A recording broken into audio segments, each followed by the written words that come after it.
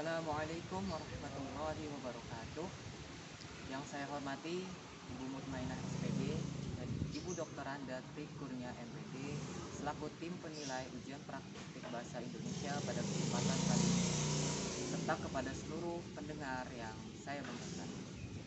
Terlebih dahulu, marilah kita panjatkan puja dan puji syukur kehadirat Allah, Tuhan yang Maha Esa, karena telah memberikan berbagai nikmatnya kepada kita sehingga kita masih tetap melaksanakan ujian praktik meskipun sedang terjadi pandemi COVID-19. Selawat dan salam semoga senantiasa tercurahkan kepada Nabi Muhammad SAW.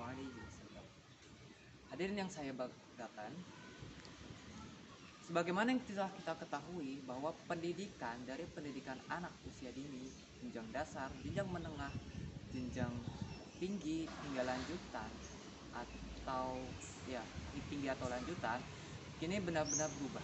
Berubahnya bagaimana? Perubahan tersebut tampak dalam penyelenggaraan pendidikan. Pendidikan itu biasanya diselenggarakan di suatu tempat secara langsung dengan bertatap muka, akan tetapi sekarang pendidikan benar-benar berubah menjadi suatu pendidikan yang saling bertatap maya atau secara daring. Perubahan ini serta-merta dilakukan untuk memutus mata rantai penularan virus SARS-CoV-2. Perubahan berupa metode baru ini dikenal dengan pembelajaran jarak jauh yang disingkat dengan PJJ, atau juga dikenal dengan kegiatan belajar mengajar jarak jauh yang disingkat dengan KBMJJ. Sebenarnya metode ini telah lama diterapkan di Indonesia seiring dengan masa pandemi COVID-19 di Indonesia. Dengan demikian sudah semestinya berbagai hal yang dapat dijadikan sebagai bahan untuk evaluasi sudah dapat dideteksi atau terungkap dari penerapan pengimplementasian metode ini. Dan bahan evaluasi ini dapat dijadikan sebagai bahan untuk kemajuan pendidikan di era pandemi maupun setelahnya.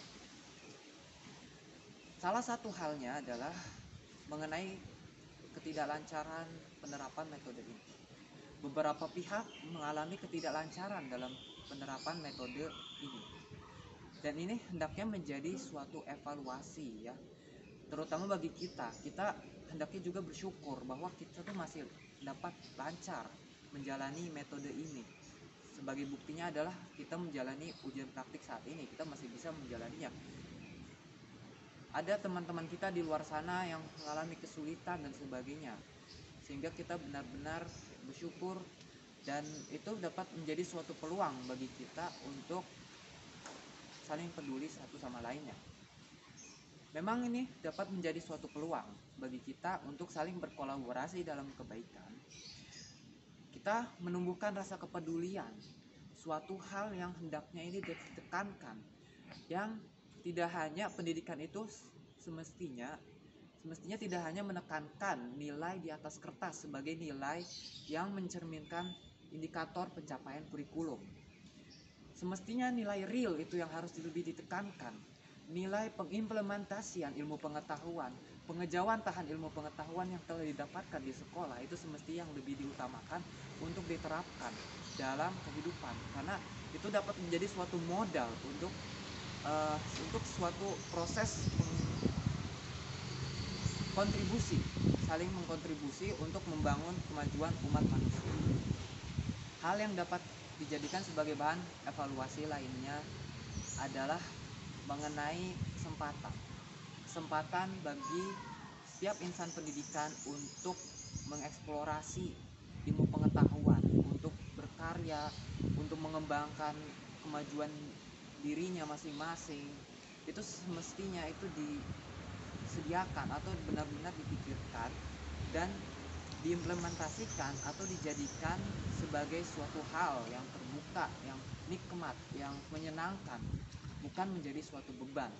Dan ini benar-benar harus menjadi evaluasi, karena memang telah banyak bukti bahwa keluhan segala macam terkait penerapan metode ini, yang metode ini kita ketahui memanfaatkan teknologi, dan kita hidup di era teknologi. Pendidikan bisa memanfaatkan teknologi secara optimal, dan ini benar-benar harus dipertimbangkan dengan baik, karena ini bisa saja berguna selama pandemi maupun setelahnya. Hadirin yang saya banggakan, pendidikan memang penting.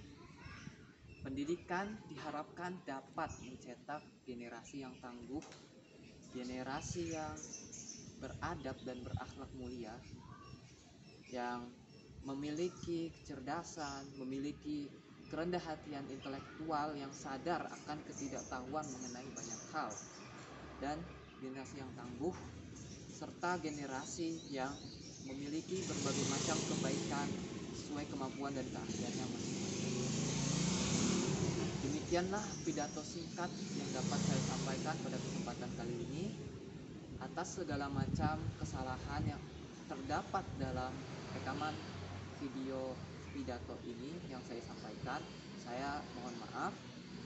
Atas perhatian tim penilai ujian praktik bahasa Indonesia serta seluruh hadirin, saya ucapkan terima kasih. Semoga Allah Subhanahu wa Ta'ala, Tuhan yang Maha Esa, senantiasa melindungi kita semua. Wassalamualaikum warahmatullahi wabarakatuh.